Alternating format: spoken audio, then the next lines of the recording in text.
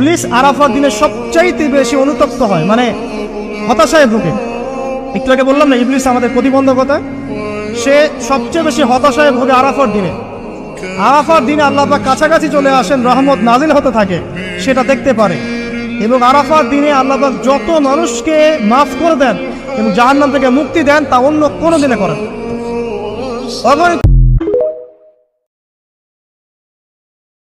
ইবলিস আরাফার দিনে সবচাইতে বেশি অনুতপ্ত হয়, মানে হতাশায় ভোগে।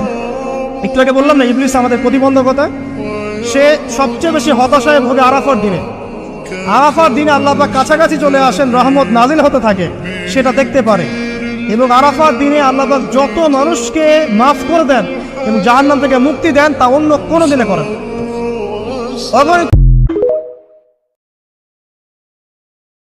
ইবলিস আরাফার দিনে সবচাইতে বেশি অনুতপ্ত হয়, মানে হতাশায় ভোগে।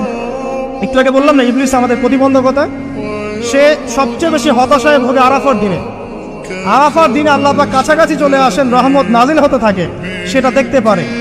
এবং আরাফার দিনে আল্লাহ পাক যত মানুষকে মাফ করে দেন এবং জাহান্নাম থেকে মুক্তি দেন, তা অন্য কোনো দিনে করেন।